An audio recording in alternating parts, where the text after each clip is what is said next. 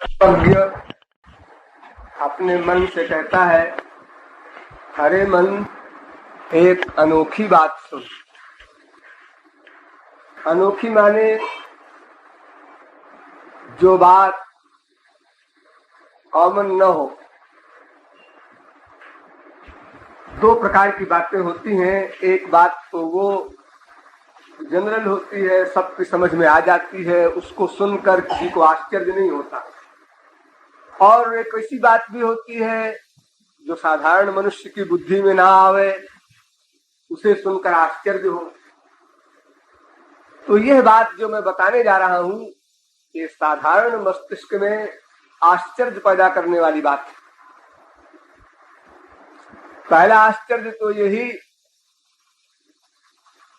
कि लेखक मन से कहता है, अरे मन सुन। मन सुन, मन का वर्क चिंतन करना, सुनना तो कान का काम।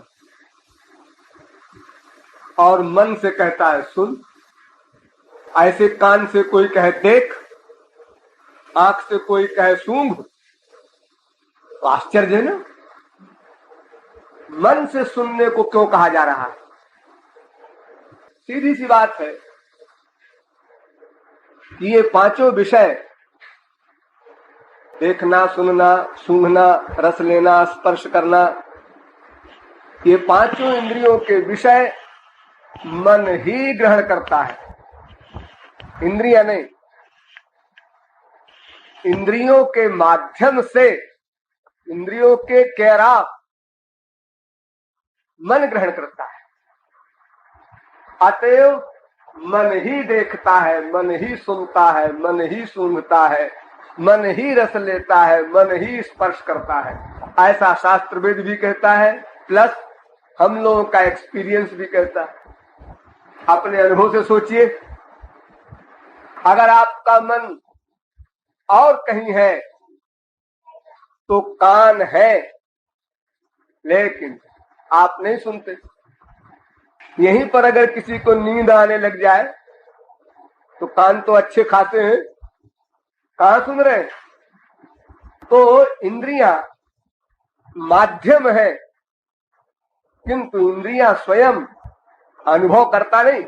अनुभव करता केवल मन हुआ करता है। इसीलिए शास्त्र वेद में मन एवं मनुष्याणाम कारणम बंध मोक्षयोः, बंधन और मोक्ष का कारण केवल मन को बताया गया। केवल मन, मन भी नहीं, मन ही। मन एव शब्द है, एव माने ही। और फिर सपने में आप लोग देखते ही हैं, ये भी आपका एक्सपीरियंस।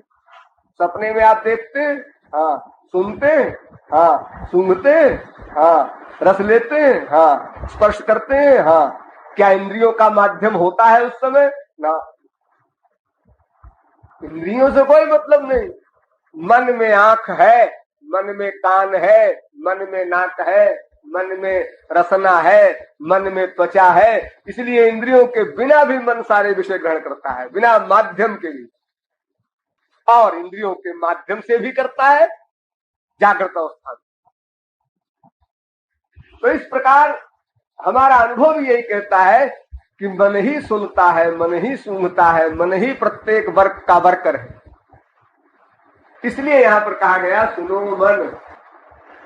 कान को तो अनंत बार सुनाया हमने, काम नहीं बना। अब मन को सुना रहे हैं, सुनो मन। जैसे रसना से हमने अनंत बार भगवान का नाम लिया, काम नहीं बना। पैर से अनंत जन्म में अनंत बार चारों धाम की मार्चिंग की, काम नहीं बना। आंखों से अनंत बार संत और भगवान को देखा, काम नहीं बना। मन अगर इन सब विषयों को ग्रहण करता तो काम बनता।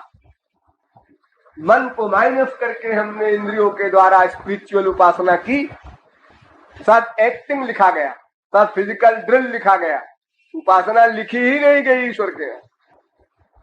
ये सब इंद्रियों का वर्क नहीं कहलाता, इसको एक्टिंग कहते हैं।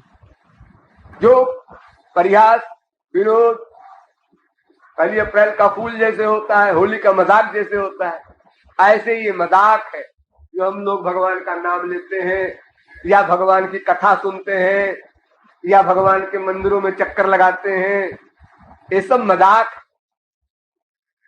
ये फैक्ट तब हो जब मन देखे, मन सुने, मन चले, मन करे। इसलिए ये सिद्ध हुआ कि श्रोता मन ही हुआ करता है।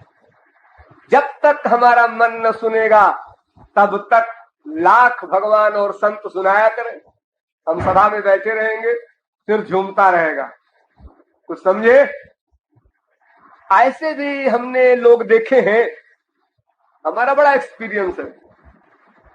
100 बार जिस बात को मैंने लोगों को समझाया है, 100 बार वे लोग आकर वही प्रश्न करते हैं, महाराज जी ऐसा कैसे, क्यों? अभी तो कल तो बताया था। हाँ महाराज जी, बुद्धि बड़ी मोटी है। इसमें मोटी पतली से क्या मतलब है? अभी कल ही समझाया तुमको। क्या सुनते हो? मन और कहीं है। एक स्त्री आई, एक पुरुष आया, श्रोता जी देख रहे हैं उसको। क्या देख रहे हो? कभी देखा नहीं स्त्री पुरुष? क्या कमाल है उसमें, सिर में सींग है, क्या है, क्या आश्चर्य है, उसको देख रहे हो? जी ऐसा है कि हम तो लापरवाह लोग हैं, ऐसे आ जाते हैं, अपना ठीक है, कुछ कृपा हो जाए तो अच्छा है, और क्या हमें कुछ करना धरना थोड़ी है।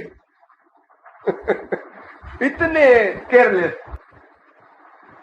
तो इसलिए कहा जा रहा है कि मन तू सुन, कान तो बहुत सुन चुके, मन सुने तब मन माने, तब मन उपासना प्रारंभ करे तो हमारा काम बने। कान के सुनने से काम क्या बनेगा? हमारे देश में यहां तक मूर्खता है। अरे भाई कान में शब्द पड़ेंगे, कान पवित्र होंगे, कान पवित्र होंगे। कान को पवित्र करने के लिए कान धोने की दवा आती है, छोड़ लो, साफ कर लो। कान पवित्र क्या होता? पवित्र अंतःकरण को होना है, कान को पवित्र नहीं करना, नाक को पवित्र नहीं करना है। तुम्हारी गंदगी जो है वो अंतःकरण में है, उसकी शुद्धि करना है। कान आंख नाक से काम नहीं चलेगा। एक बार बिलासपुर एक शहर है मध्य प्रदेश में, वहां एक सम्मेलन हुआ, तमाम महात्मा लोग आए थे। तो कुछ लड़कों ने, लड़के थे कुछ कॉलेज के, उन लोगों ने मिल करके एक नाटक किया, एक प्रश्न बनाया और बना कर गए महात्माओं के पास और कहा साहब इसका समाधान कीजिए। सारे महात्मा समाधान नहीं कर सके बेचारे बच्चों का, और ये कहा है तो नास्तिक लोग हैं, नास्तिकों से बात नहीं करते।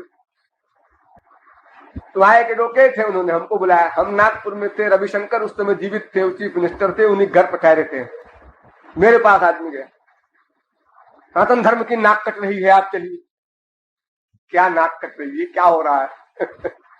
वो कुछ प्रश्न रख दिया है नास्तिकों ने, उसका समाधान नहीं हो रहा है, बड़ी बदनामी हो रही है, और प्रश्न मुझे नहीं बताया, आना पड़ा मुझे। आया, देखा 12-13 महात्मा थे, वक्ता लोग, पब्लिक भी 15-20 हजार थी।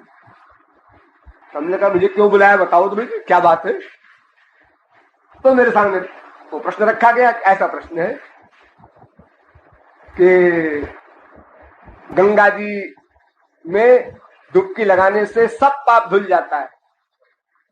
गंगा जी में डुबकी लगाने से सर्व पाप विनिर्मुक्तो विष्णुलोके महीयते, शास्त्र कहता है सारे पाप धुल जाते हैं, 1/4 1/8 नहीं।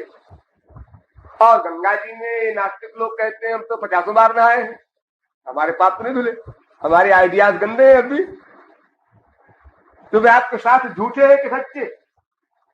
आग को कोई जानकर छुए या अनजाने में छुए, चाहे कोई आग अचानक लग जाए किसी के कपड़े में और जल जाए वो स्त्री, और अगर कोई 16 श्रृंगार करके पति के मरने पर चिता में बैठती है उसको भी आग जला देगी।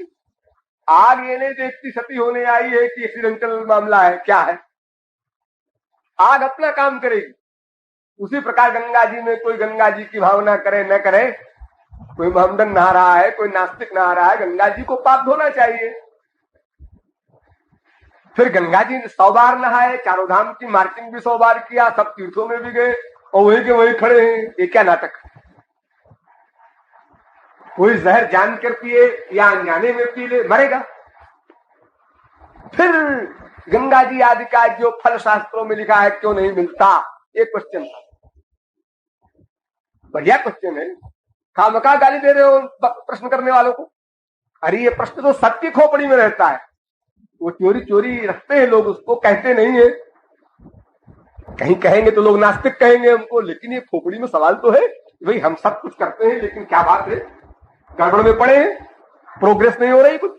अरे भाई ना 10% पाप नष्ट हो, 20%, 40% कुछ तो हो, वही 0/100 खड़े हैं वही कोई। मैंने कहा और कुछ प्रश्न है, यही प्रश्न है। वाह, इस प्रश्न के लिए हमको बुलाया गया है नागपुर।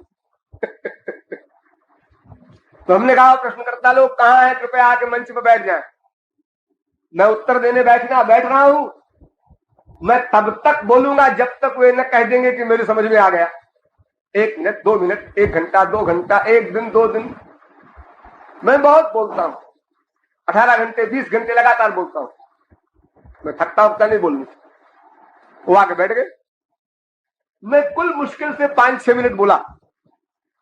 एक मामूली सी बात कही। मैंने कहा कि एक शीशी लो, शीशी, कांच की शीशी, उसमें पेशाब भर दो, गंदी चीज पेशाब, और पैक कर दो शीशी, और पैक करके गंगा जी में छोड़ दो। घंटे, 2 घंटे, दिन, 2 दिन, फिर गंगा जी से निकाल लो शीशी को, पैकिंग खोल दो। आचमन करेगा कोई? नहीं। क्यों? गंगा जी में वो गंदी चीज मिली नहीं है। हजारों गंदे नाले बह के जाते हैं गंगा जी में। जब गंगा जी में वो मिल जाते हैं सब लोग आचमन करते हैं। लेकिन ये तो शीशी के अंदर बंद है गंदी चीज, इसके ऊपर शीशी का आवरण है। गंगा जी में डूबे नहीं। ये तो ये गंदगी का पानी अलग है, गंगा जी का पानी अलग है। शीशी आपने डुबोया और फिर पैकिंग खोल दिया, तो गंगा जी का वो संबंध ही नहीं हुआ उससे, वो कैसे शुद्ध होगा? उसका आचमन नहीं लेंगे। हमने कहा अच्छा एक बात बताओ, ये पाप पुण्य, अच्छाई बुराई कहाँ रहती? नाक में, आंख में, कान में, खोपड़ी में, पैर में, कहाँ रहती? अंतःकरण में रहती, मन में रहती है। माइंड कहो, मन कहो। मन कोई चीज है? कोई स्थूल पदार्थ है क्या? नहीं, सूक्ष्म, सूक्ष्म होता है मन। वो कोई ऐसा पार्ट नहीं तो साफ कर दिया जाए, धो दिया जाए किसी चीज से, साबुन वगैरह। हाँ, तो उस मन में ये पाप पुण्य रहा करता है जहां से आइडियाज पैदा होते हैं। ऐसी मशीन का नाम मन, अंतःकरण। तो एक बात बताओ कि गंगा जी में तुम्हारा मन डूबा कि शरीर डूबा? गंगा जी में शरीर डूबा, मन बाहर है। वो नाव जा रही है, वो लड़की नहा रही है, वो हमारा पर्स रखा है जो पंडे के पास कहीं वो पार न कर दे, इत्यादि बातों में आपका मन है ना। हाँ, मन बाहर चक्कर काट रहा है, ठंड भी लग रही है और डुबकी लगा रहा है। तो गंगा नाम की स्पिरिचुअल पर्सनैलिटी में, ध्यान दीजिए प्रत्येक शब्द पर, गंगा नाम की स्पिरिचुअल पर्सनैलिटी में क्या तुम्हारा मन डूबा?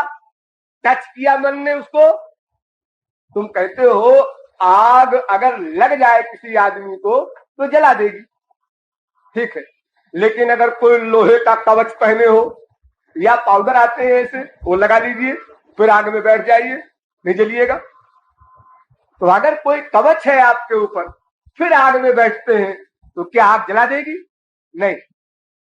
तो उसी प्रकार अंतःकरण में पाप पुण्य है, अंतःकरण से विचार पैदा होते हैं अच्छे बुरे, और अंतःकरण का टच नहीं हुआ है स्पिरिचुअल पर्सनैलिटी में। गंगा जी हो या कोई हो, शंकर हो, विष्णु हो, ब्रह्मा हो, भगवान हो, कोई हो, उस पर्सनैलिटी में मन का अटैचमेंट नहीं हुआ। मन तो बाहर घूम रहा है और आप शुद्धि चाहते हैं मन की और टच कर रहे हैं शरीर का। शुद्धि कैसे होगी? अगर तुम्हारा मन भगवान को छू ले, गंगा जी को छू ले, किसी भाव से छू ले, बाप मान के, बेटा मान के, दुश्मन मान के छू ले। कंस ने दुश्मनी किया श्री कृष्ण से, लेकिन मन से किया, मन छू गया। तो लोहे में पारस चाहे प्यार से छुआ दो, क्या लड़ा दो, छूना चाहिए तो सोना बन जाएगा। और अगर छुएगा नहीं तो फिर पारस का क्या दोष? डिबिया में लोहा बंद, डिबिया में पारस बंद, दोनों को छुआ रहे हो तो वो दोनों तो आपस में छुए नहीं। ये गंगा जी का पानी, ये गंगा जी नहीं है, ये तो गंगा जी का पानी है जो बहता है, जिसको आप लोग नहाते हैं। गंगा जी तो एक स्पिरिचुअल पावर का नाम है, उसको भी आप नहीं जानते। और जिस मन को डुबोना है उसको भी आप नहीं जानते। तो गंगा के मटेरियल पानी में मटेरियल बॉडी आप डुबोते हैं और लाभ चाहते हैं स्पिरिचुअल, ये कैसे होगा? कुल 6 मिनट में हाँ समझ गए। यानी हमें अभी यह भी नहीं पता है कि उपासना किसको करना है। मैंने सैकड़ों बार यहां समझाया है इसी जगह से पिछली बार कि ये पहला पाठ है, इसको याद कर लो कि वर्कर केवल मन है, इंद्रियां नहीं। इंद्रियों का वर्क ईश्वरीय राज्य में लिखा ही नहीं जाएगा। तुमने कितना जप किया, कितना पाठ किया, कितनी तीर्थ यात्रा की है, कुछ लिखा ही नहीं जाएगा ईश्वर के। और हमारी दुनियावी गवर्नमेंट में भी ऐसा ही होता है, लेकिन अब दुनियावी गवर्नमेंट अंतर्यामी नहीं है, गवाही ववाही की आवश्यकता पड़ती है। लेकिन यहाँ भी कानून में ये शर्त है कि अगर उसकी मंशा है तब दफा लागू होगी उसके ऊपर। चोरी की मंशा है कि नहीं, इसने खून किया है, खून करने की मंशा से खून किया है, एक्सीडेंट हुआ है, अरे कार से दब गया इसकी मर गया, कार से दब गया मर गया, इसके साथ फांसी नहीं होगी। ये किस पोजीशन में कार से दबा है? अरे कोई आदमी कार के सामने अच्छी स्पीड में जा रही हो, गाड़ी आगे खड़ा हो जाए सामने, वो मर जाए, ये तो कोई बात नहीं हुई।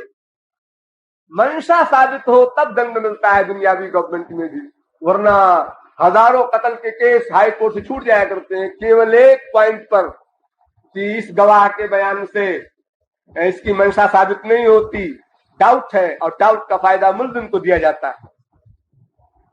तो फिर संसार में कुछ भी हो इससे हमसे मतलब, तो हमारा सब्जेक्ट नहीं। ईश्वरीय गवर्नमेंट में केवल मन ही कर्ता माना गया है। उपासना करने वाला मन, प्यार करने वाला मन, दुश्मनी करने वाला मन, विरक्त होगा तो मन, जो भी वर्क करेगा मन, अगर मन नहीं कर रहा है तो लिखे नहीं जाएगा। आप तमाम पोथा बनाए रहिए अपने कर्म का, हमने ये कर्म किया, वो कर्म किया, कुछ नहीं लिखा गया, कोई फल नहीं मिलेगा, सब एक्टिंग।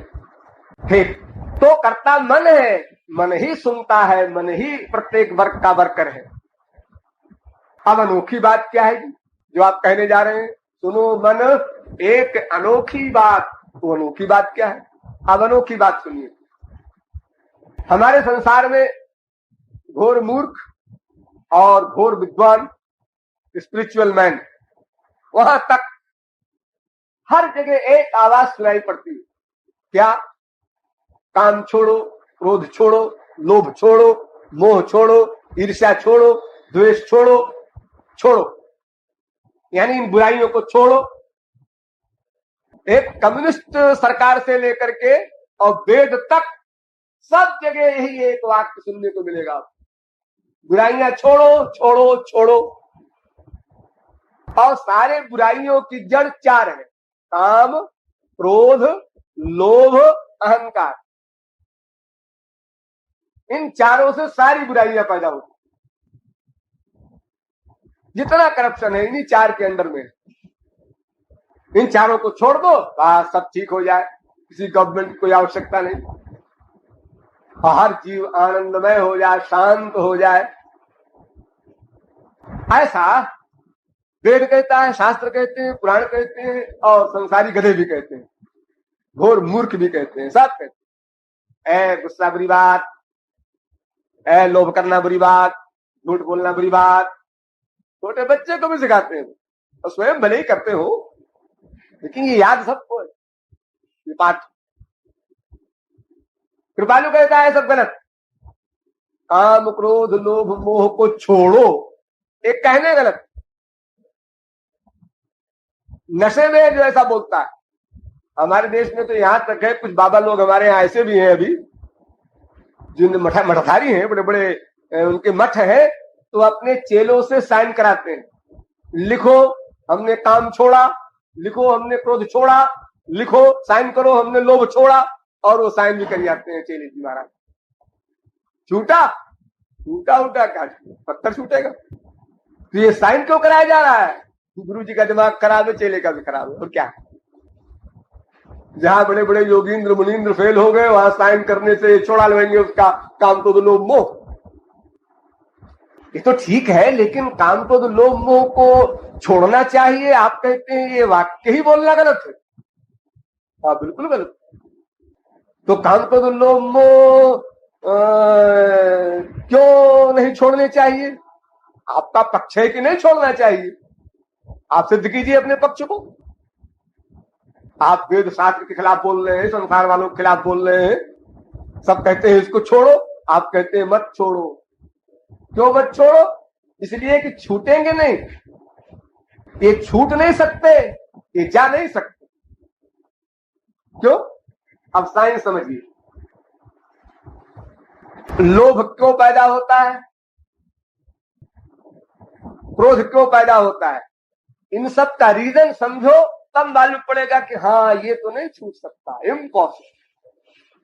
अगर कोई पॉसिबल हो, संभव हो, और मुश्किल से संभव हो तो भी कोई बात नहीं। असंभव, हाँ, तो लोभ कैसे पैदा होता है? किसी कामना की पूर्ति से लोभ पैदा होता है। कोई भी इच्छा पूरी हो गई, लोभ तुरंत पैदा। जो प्रतिलाभ लोभ अधिकाई, इच्छा पूर्ति हुई तो लोभ हुआ तुरंत। और इच्छा पूर्ति न हुई अगर तो क्रोध आया, और दो में एक तो होगा। या तो इच्छा पूरी होगी आपकी, कोई इच्छा हो, स्त्री पति बाप बेटा रसगुल्ला किसी की इच्छा हो, इच्छा पूरी हुई लोभ आया, इच्छा पूरी नहीं हुई क्रोध आया। आप दोनों ओर से पिस गए, फिर क्या करें? इच्छा न करो, यानी काम छोड़ दो। काम माने इच्छा। 5 प्रकार का काम होता है, देखने की इच्छा, सुनने की इच्छा, सूंघने की इच्छा। इन्हीं 5 इच्छाओं का नाम संस्कृत में काम कहा गया है। ये 5 प्रकार की इच्छाओं को छोड़ दो तो उनके पूर्ण होने पर लोभ की बीमारी ना आवे, उनके अपूर्ण होने पर क्रोध की बीमारी ना आवे। तो शांत बैठे रहो। क्यों गुस्सा कर रहे हो? मैंने इससे कहा ऐसा करो, इसने नहीं किया। तुमने इच्छा बनाई, तुम्हारी इच्छा पूर्ति नहीं हुई, इसलिए क्रोध आया। हाँ, तुम इच्छा मत बनाओ तो लोभ भी चला जाए, क्रोध भी चला जाए, उसके लाइन काट दो। लेकिन इच्छा न बनावे, ये कैसे हो? आपने और सब दोषों को तो कह दिया कि मत छोड़ो, इच्छा को छोड़ दो। एक तो आपने भी कहा कामना छोड़ दो, बाकी सब छूट जाएंगे अपने आप नेचुरल ना। कामना छोड़ो ये भी कहना गलत।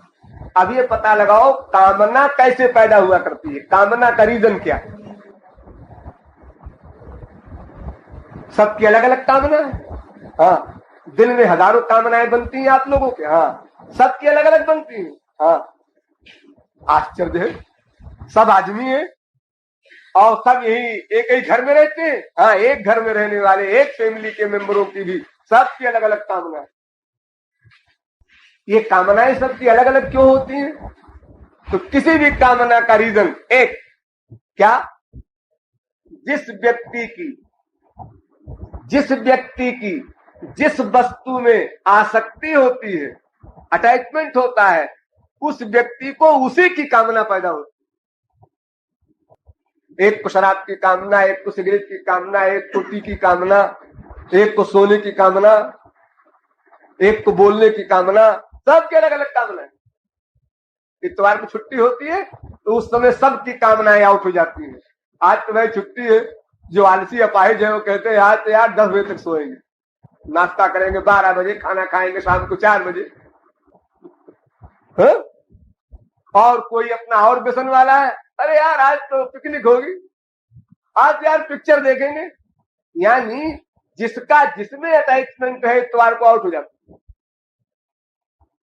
तो जिसका जिसमें अटैचमेंट है उसी की कामना पैदा होती है। दूसरा देख के हंसता है, आप क्यों परेशान है? अजी वो चाय नहीं मिली यार। अरे चाय कोई खाने की चीज है यार, तुम भी आराम से बैठो ना।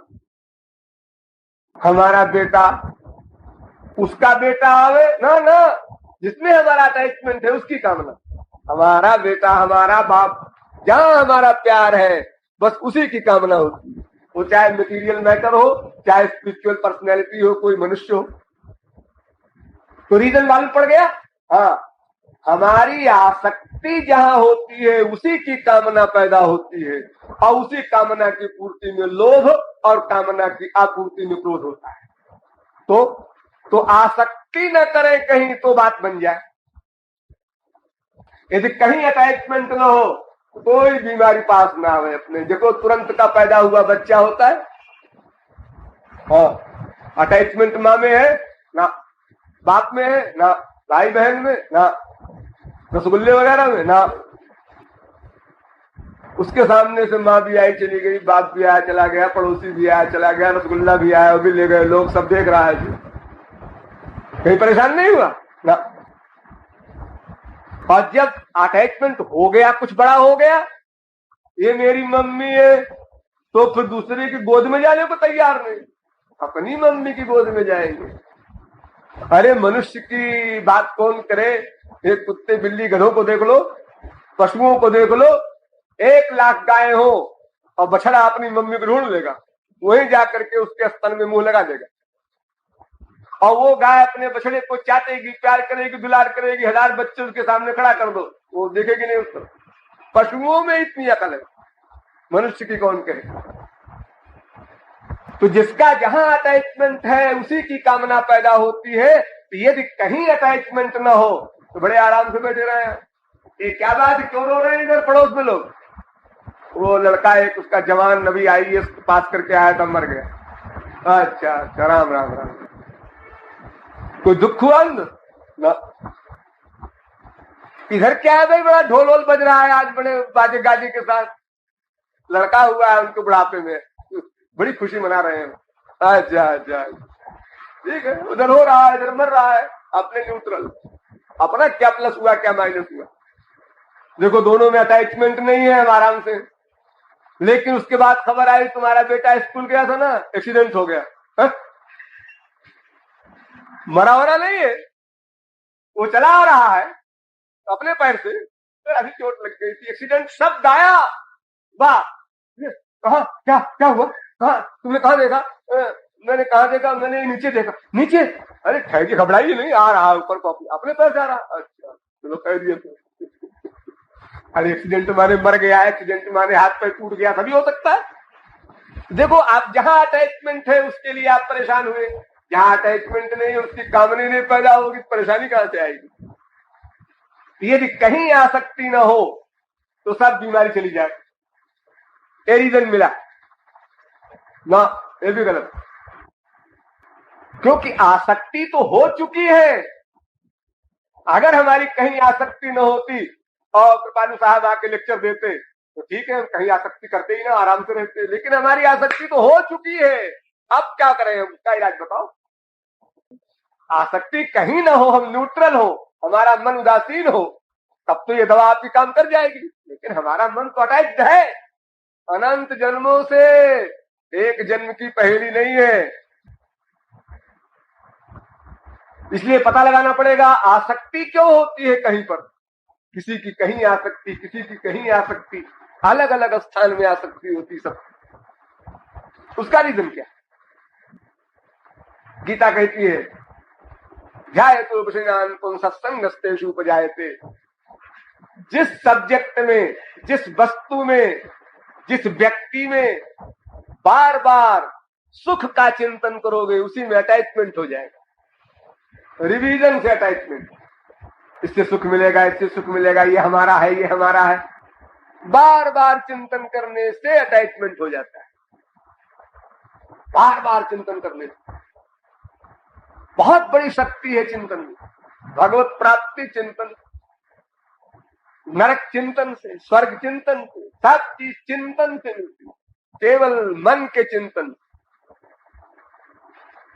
इतनी बड़ी पावर। तो बार बार सुख का चिंतन हम जिस पदार्थ में करते हैं, बार बार, कोई व्यक्ति पैदा होते ही शराबी नहीं हो जाता, गंजेड़ी भंगेड़ी या सिगरेट टी किसी का शौकीन नहीं हो जाता। पहले तो जबरदस्ती सिगरेट पीता है, खांसी भी आती है, बदबू भी आती है, लेकिन 1 बार 2 बार 10 बार इसलिए पीता है, साफ कहेंगे लोग। एक हाथ पैंट की जेब में और पी करके ऊपर को धुआं उड़ाता है। वो बच्चा प्लेटफॉर्म के ऊपर या कहीं पार्क में अन्य लोगों की ओर देखता है अकड़ करके, तो लोग समझे ये बड़ा आदमी है, कोई बहुत काबिल आदमी है, ऊंची फैमिली है, एडवांस है, इत्यादि डिग्रियों को पाने के लिए ऐसा करता है। लेकिन जब करते करते करते करते हफ्ते हफ्ते पिया, तो 3-3 दिन में, फिर डेली, फिर दिन में 3-3 बार, अब जब वो प्रैक्टिस में आ गया तो उसमें आसक्ति हो गई। जड़ वस्तु देखो, इतनी आसक्ति हो गई तो कोई वर्क करे, माँ से प्यार कर रहा है, बेटे से प्यार कर रहा है, बीवी से प्यार कर रहा है, भगवान की उपासना कर रहा है, कुछ कर रहा है, एक सिगरेट मिल जाती तो फिर दिमाग ताजा हो जाता। वासी हो गया बिना सिगरेट के दिमाग है इसका। ईश्वर की उपासना में मन नहीं लग रहा है, बीवी बच्चों से प्यार करने में मन नहीं लग रहा है, कहीं नहीं लग रहा है एक सिगरेट के बिना। वो एक बार आ जाए बस, फिर उसके बाद अपना वर्क चले, चाहे ऑफिस का हो, चाहे प्यार का हो, चाहे कोई हो। तो देखो, बार बार रिवीजन से उसके मन का अटैचमेंट सिगरेट में हुआ, उस वस्तु में हुआ। इसलिए अगर कोई व्यक्ति किसी वस्तु में बार बार सुख का चिंतन न करे तो सारी बीमारी चली जाए। अब आप यहां पहुंच गए। कोई व्यक्ति किसी वस्तु में बार बार सुख का चिंतन ही न करे, संसार में कहीं सुख है ही नहीं, क्यों चिंतन करे, दिमाग खराब। ये चूने का पानी है, इसमें मक्खन नहीं है। अजी दूध हमने देखा था, वो भी सफेद सफेद था, और ये चूने का पानी भी सफेद सफेद है, इसमें मक्खन क्यों नहीं निकलेगा? अरे बाबा, दूध में मक्खन होता है, सफेद पानी में मक्खन नहीं होता। तुम नहीं समझते ना, वो सफेद पानी दूध है, ये सफेद पानी चूने का पानी है। अरे वाह, सब लोग मत रहे, बेवकूफ है क्या? सारा संसार भागा जा रहा है संसार की ओर परमानंद प्राप्ति करने के लिए, 1 लाख 2 लाख 1 करोड़ 2 करोड़ प्राप्त करने के लिए। ऐ तुलसी सूर्य मीरा इन्हें जिन्हें महात्मा कहते हैं, वो चूने का पानी है, इनका दिमाग खराब।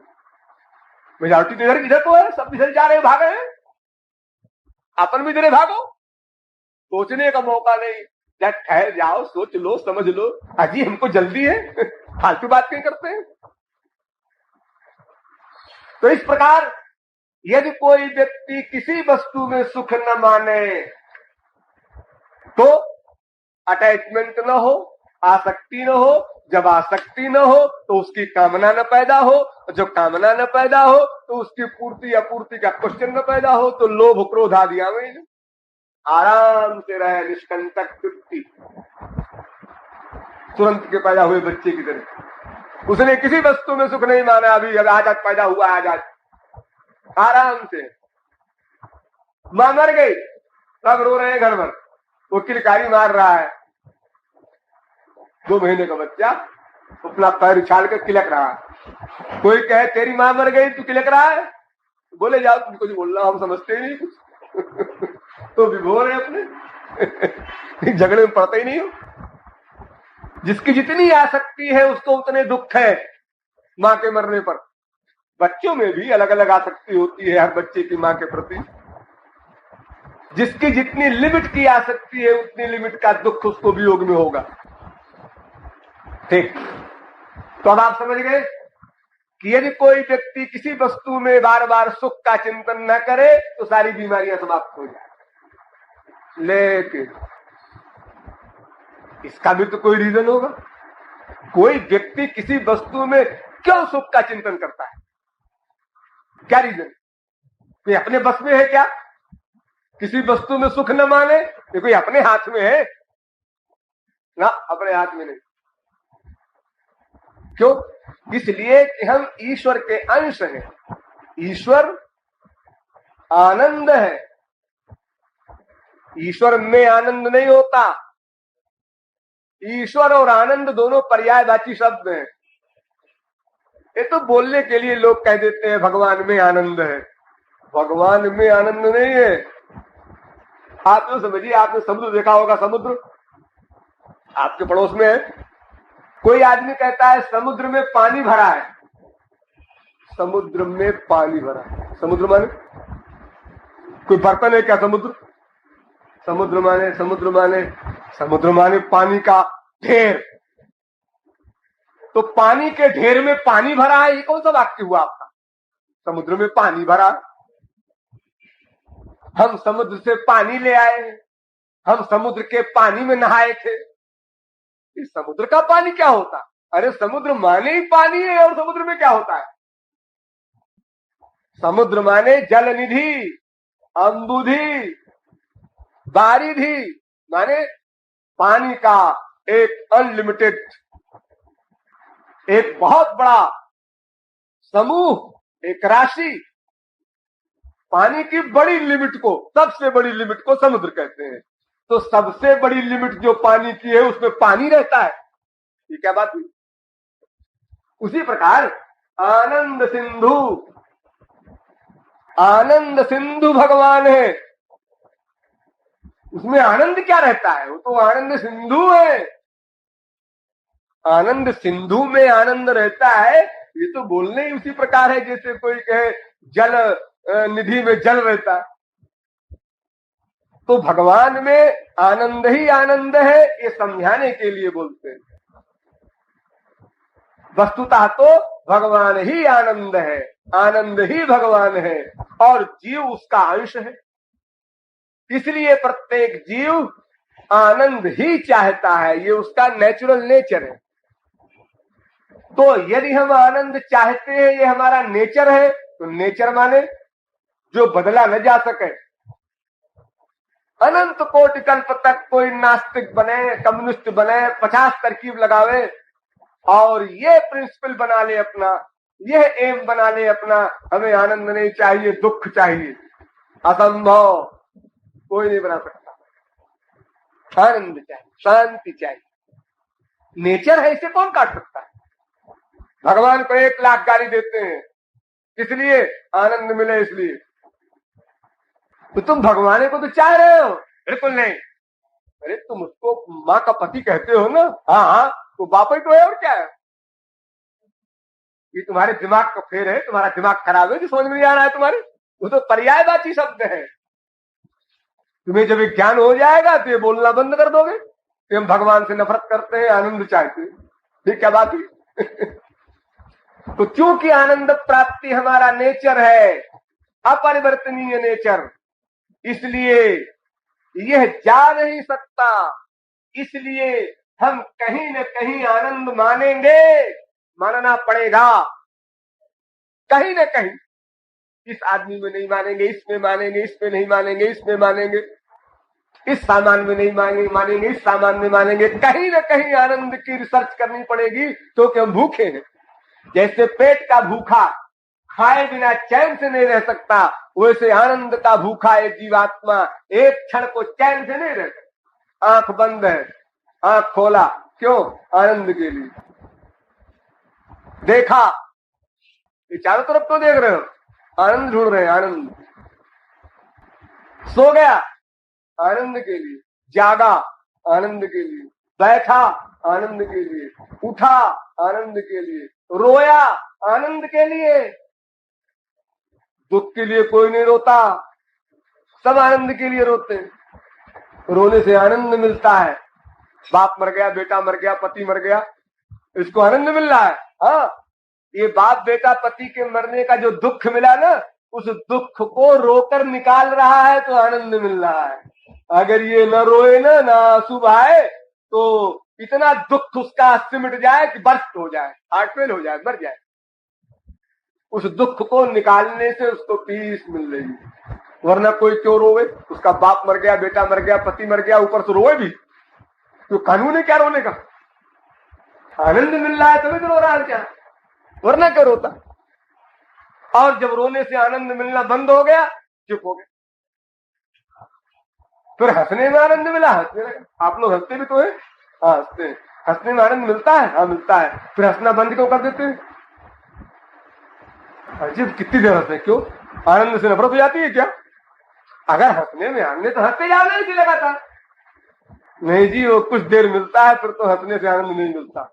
सोने में कुछ देर आनंद मिलता है, 6 घंटे, 8 घंटे, 10 घंटे, 12 घंटे धर लो कुंभकर्ण के अवतार लोगों को, लेकिन उसके बाद तो जागने पड़ेगा। कहां तक सोएंगे हो? फिर दुख मिलने लगता है, अरे दर्द हो गया पड़े पड़े खाट पर। अरे जब कभी ऑपरेशन वगैरह होता है, डॉक्टर कहते हैं 24 घंटे पड़े रहो एक पोजीशन में, क्या गति होती है हट्टे कट्टे आदमियों की। देखिए क्रियाएं विरोधी हो रही है, लेकिन वही भूख है उसको आनंद आनंद आनंद। कहाँ मिले, कैसे मिले, उल्टा पलटा सब काम कर रहा है बेचारा, सब प्रकार के उपाय कर रहा है, किसी प्रकार आनंद मिल जाए। बोल रहा है आनंद मिल जाए, बोलते बोलते थक गया, अब चुप रहो जी आनंद मिल रहा है। ये विरोधी क्रियाएं कर रहा है एक आनंद के लिए, क्योंकि आनंद उसका नेचर है। वो चैन से नहीं बैठ सकता 1/100 सेकंड को भी, तो वो आनंद को कहीं न कहीं तो मानना पड़ेगा बेचारे को, भले धोखा हो कहीं न कहीं तो मानेगा। और जहां आनंद माना वही अटैचमेंट हुआ, उसी की कामना पैदा हुई, उसी के लिए लोभ क्रोध दबाया आया, अब दूसरी जगह माना आनंद, अब वहां अटैचमेंट हुआ, वहां लोभ क्रोध, अब तीसरी जगह माना। इसी प्रकार दिन में 1000 बार, साल में करोड़ बार नाटक हम किया करते हैं दुखी। तो छोड़ो छोड़ो कहने से क्या काम चलेगा? अगर किसी को, ध्यान दीजिए इस पॉइंट पर, अगर किसी को स्पिरिचुअल हैप्पीनेस, दिव्यानंद, अनलिमिटेड आनंद जो हम चाहते हैं वो मिल जाए, तो कहीं आनंद न माने, न कहीं आसक्ति हो, न कहीं कामना पैदा हो, कोई बीमारी न पैदा हो, बशर्ते कि आनंद मिल जाए। जब तक आनंद नहीं मिलेगा तब तक जीव कहीं न कहीं आनंद को मानेगा, और जहां मानेगा वहीं अटैचमेंट होगा, जहां अटैचमेंट होगा उसी की कामना पैदा होगी। ये बीमारी कभी नहीं जा सकती, लेक्चर देने से नहीं जाएगी, अपने बोलने से नहीं जाएगी, ये रटने से नहीं जाएगी। काम छोड़ो, क्रोध छोड़ो, लोभ छोड़ो। अरे छोड़ो, कैसे छोड़ें जी? अब जैसे भी छोड़ो छोड़ो, छोड़ो कहने से छूटेंगे? ये तो और दबाएंगे छोड़ना कहने से। देखो मन बड़ा बदमाश है, अगर कहीं साइन बोर्ड लगा दो यहाँ पेशाब करना मना है, तो लोफर बच्चे वही करेंगे, और जगह छोड़ देंगे वही करेंगे। जो तुम कहते हो ना क्रोध छोड़ो, लोभ छोड़ो, तो मन कहता है क्यों ये छोड़े, मर जाए दुनिया में, बताओ कैसे छोड़ देगी, क्यों छोड़ देगी, और उल्टा सोचेगा। अरे देखो गुरु की बात भी आप लोग जब सुनते हैं तो कुछ देर उल्टा सोचते हैं। गुरु ने कहा देखो तुम गलत काम कर रहे हो, तुमको ऐसा नहीं करना चाहिए। अच्छा महाराज जी, मुंह पे ऐसा कह देते हैं, और प्राइवेट सोचते हो, कहते हैं ऐसा नहीं करना चाहिए। क्यों नहीं करना चाहिए? उल्टा सोच रहा। तो फिर भला बताओ मन कैसे छोड़ देगा आपको? अनादिकाल का साथी है आपका, आपकी रुचि के अनुसार चल रहा है। इसलिए जैसे संसार में यो सोचो कि तुम्हारा मन किसी दुश्मन के प्रति है, गुस्सा कर रहा है। रामदत्त नाम का दुश्मन है हमारा। अब तुमको किसी ने याद कराया सबक, तुम रामदत्त से दुश्मनी छोड़ दो, तुमने याद कर लिया। हाँ सोचो इसी को बार बार, दुश्मनी छूट जाएगी। तो क्या रामदत्त से, रामदत्त कौन रामदत्त? वो बदमाश। दुश्मनी बढ़ने लगी क्योंकि रामदत्त का स्मरण हो रहा है हर बार। रामदत्त से दुश्मनी छोड़ दो, उसने हमारे साथ ही किया, दुश्मनी छोड़ दे। लेकिन महात्मा जी ने कहा छोड़ दो, अच्छा करो छोड़ते हैं, रामदत्त से दुश्मनी छोड़ दो। वो बदमाश जितने बार आप याद करेंगे उसकी दुश्मनी प्लस होगी, माइनस नहीं होगी। ऐसे प्रिय के प्रति जिससे आपका प्यार है, और कोई कहे भुला दो उसको मन से, इसको उसको उसको किसको, उसको याद आई, और प्यार बढ़ेगा। इसकी दवाई थोड़ी, ये तो उल्टा इलाज कर रहे हैं आप। इससे रोग नहीं जाएगा। और फिर जो हमने साइंस बताई उसके अनुसार आनंद की भूख हमको नेचुरल है, और प्रति सेकंड है, ये भी कमाल। और कहीं न कहीं हम आनंद मानेंगे, जो देखेंगे संसार में वही तो मानेंगे, और क्या करेंगे उसके आगे, कहां जाएंगे। ये दोस्त अच्छा है, ये सहेली बनाने लायक है, बड़ी अच्छी है सहेली। अच्छा अच्छी है, जब उसकी कोई गड़बड़ बात आउट हुई, अरे तो खराब निकली, तो वो अच्छी है। तो जी हाँ, वहां 10 जगह रिहर्सल किया, जीवन समाप्त हो गया। जजमेंट ये भी न दे पाए मरते मरते कि ये सब के सब डेंजरस है। डायबिटीज के मरीज के लिए सब मिठाई वर्जित है। हमने तो रिसर्च अभी 3-4 में किया। रसगुल्ला खाया डायबिटीज बढ़ गया, पेड़ा खाया डायबिटीज बढ़ गया, बर्फी खाया डायबिटीज बढ़ गया और मर गए। यही 3 खराब है, बाकी मिठाई अच्छी होगी, ये सोच के मरा। अरे बेवकूफ, अब भी तुझे ज्ञान नहीं हुआ। ये सारी मिठाई खतरनाक है इस मर्द के लिए। उसी प्रकार जहां तक माया का आधिपत्य है वहां तक आनंद की कल्पना करना, बार बार आनंद का चिंतन करना, अटैचमेंट करना, ये सब डेंजरस। तो अब आप समझ गए कि जब तक हमको परमानंद की प्राप्ति न हो जाएगी तब तक हम किसी भी प्रकार किसी वस्तु में आनंद मानना न बंद करेंगे। अतएव सारी बीमारी सदा बनी रहेगी। अतएव ये कहना कि काम छोड़ो, क्रोध छोड़ो, ये बकवास नहीं तो और क्या है। सोचो। अच्छा, ये भी आप लोग कहते हैं बड़े भोलेपन में, महाराज जी और तो सब ठीक है हमारे अंदर। अच्छा, तो खाली गुस्सा बहुत तेज है, और सब ठीक है। और सब ठीक, पत्थर ठीक है। ये दोष रहेंगे तो सब रहेंगे। एक चला गया एक बैठा है, ऐसा नहीं होता। ये माया का परिवार है, इनका परस्पर संबंध है।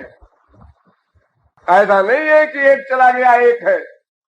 हाँ, एक का एटमॉस्फेयर न मिला होगा, वो दबा हुआ है। जब उसका एटमॉस्फेयर मिल जाएगा मुआफिक तो बढ़ जाएगा। हाँ? गुस्से का वातावरण आपको बहुत मिलता होगा। हाँ, गुस्से का बीवी तो फिर 1 की 2 सुनाती है, तो फिर मैं 4 सुनाता हूँ। जस जसुर सा बदन बढ़ावा, तास दुगुन कप रूप दिखावा। हाँ, तो ये बात है। गुस्से के कारण ये है कि तुम्हारी बीवी और तुम दोनों समझदार हो। और अगर तुम्हारे गुरुजी आ जाए तो बीवी कहती है महाराज जी इनको समझा दीजिए, और पतिदेव कहते हैं महाराज जी इनको समझा दीजिए। और दोनों ये नहीं कहते कि महाराज जी हमको समझा दीजिए। ये कोई कहने को तैयार नहीं कि महाराज जी हमको समझा दीजिए। ये नहीं समझती तो भाड़ में जाए। हम तो गुस्से को न फील करें, गुस्सा न करें। ये बकने दो, बकती रहे, समझने घर में पागल है। लेकिन पता नहीं क्या हो जाता है। उसने एक कहा तो मैंने 2 कहा। और जब हम समझाते हैं, हमें तो हजारों गृहस्थियों से पाला पड़ता है ना। समझाते हैं कि भाई देखो तुम चुप हो जाओ, उनको बोलने दो। महाराज जी अगर मैं चुप हो जाऊं तो सर के बाल मिल ले, जब मैं कुर्राती हूं तो चुप हो जाते हैं। ये लेक्चर देते हैं हमको लोग। ये दवाई बता रहे हैं कि जब वो गाजरा ऊपर उठे, पहले तो मैं नहीं बोलती, फिर मैं जोर से बोली तो वो बैठ जाए। अब आप तो लेक्चर दे रहे हैं महाराज जी कि तुम चुप रहा करो। ये लेक्चर हमारे काबिल नहीं। ये जोकरी आप लोग तो बड़ा अनुभव होगा, समझते होंगे, प्राइवेट सोचिएगा। हाँ, तो ये गलत बात है कि कोई व्यक्ति ये कहे कि मेरा एक दोष चला गया है, एक शेष है। ऐसा नहीं, ये सब एक दूसरे से संबद्ध हैं। जाएंगे तो सब जाएंगे। जब भगवत प्राप्ति होगी और माया चली जाएगी, ये सब चले जाएंगे। और अगर रहेंगे तब सब रहेंगे। अब कोई बलवान है, कोई कमजोर है, ये सब बात अलग है। लेकिन कमजोर को भी कमजोर न समझो। वो किसी दिन इतना बलवान हो सकता है कि तुमको पागल बना दे। मामूली सा दोष। ये सब बड़ी बड़ी पावर्स है। जैसे भगवान की पावर अनंत है, ऐसे माया की पावर भी अनंत है। बड़े बड़े योगींद्र मुनींद्र फेल हो जाते हैं। जो जल पी करके हवा खा के रहने वाले हैं, उनको भी जब गंदा एटमॉस्फेयर बार बार मिलता है, बार बार मिलता है, तो उनका भी अटैचमेंट हो जाता है। बिना भगवत प्राप्ति हुए कोई गारंटी नहीं कि इसका पतन नहीं होगा। हाँ, अगर भगवत प्राप्ति हो गई, आप छुट्टी, आप कोई डेंजर नहीं। जैसे कबड्डी में एक लाइन होती है ना, उस लाइन को छू ले, आप कोई डर नहीं। आओ हमको छुओ, जो छुएगा सब मर जाएंगे। लेकिन जब तक वो कबड्डी की बीच वाली रेखा को न छू लो, तब तक तुम अगर पकड़ गए तो मरे, फिर नहीं बच सकते। बिल्कुल लाइन के एक बाल भी अंतर भी रह गया, अगर तुम्हारे हाथ के पहुंचने में लाइन को टच नहीं किया तो तुम मरे। लाइन छू लिया तो बाकी सब मरे, तुम बच गए। तो वो सिद्धांत है ईश्वर प्राप्ति का यदा हे तस्मिन्नु धर्मांतरम कुरुते अथतस्त भयम भवति। थोड़ा भी अंतर अगर है ईश्वर प्राप्ति में, थोड़ी भी कमी है, तो फिर तुम्हारा पतन हो सकता है अंतिम। होशियार रहो सदा, दुश्मन को कम मत समझो कभी भी। इसलिए सारे दोष बलवान हैं और सभी पूरी पावर रखते हैं जीव के नाश के लिए। किसी कारणवश कोई दबा हुआ है, इसलिए ये मत सोचो वो चला गया है, वो छुपा बैठा है। जैसे एक समझदार गृहिणी अपना घर बंद करती है तो एक बार चेक कर लेती है रात को, गुसलखाने का भी देख लिया, किवाड़ा वो भी देख लिया, वो भी सब जगह देख के तब सोती है आराम से। नहीं कोई चोर आके घर में बैठा हो गुसलखाने में, हमने चेक नहीं किया, रात को सामान लेके अपना सीढ़ी से उतर जाए, हम अपना खुर्राटे ले रहे, वो बेवकूफ स्त्री है। हाँ?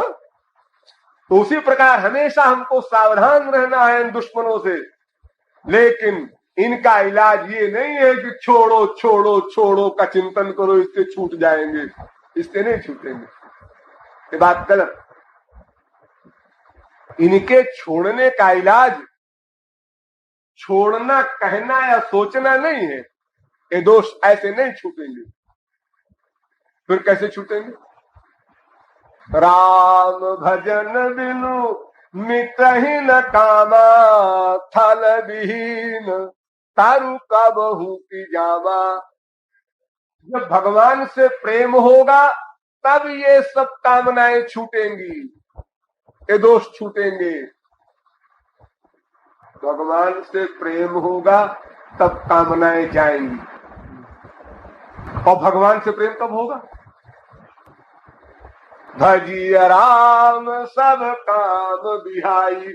जब सब कामनाएं चली जाएंगी तब भगवान से प्रेम होगा। है? जो सब कामनाएं चली जाएंगी तो भगवान से प्रेम होगा, और जो भगवान से प्रेम होगा सब कामनाएं चली जाएंगी। क्या गप्पा जी? आप तो दोनों को एक दूसरे पर आश्रित कर रहे हैं। पहले कामना जाए कि पहले भगवान का प्रेम होए तो बताओ। अजी बिना कामना गए भगवान से प्रेम कैसे होगा? क्योंकि मन ही में तो कामना है, मन ही से प्रेम करना है। तो पहले कामना छोड़ दें, हाँ, फिर भगवान से प्रेम करें, हाँ। लेकिन कामना कैसे छोड़े बिना आनंद प्राप्ति की? ये तो असंभव है।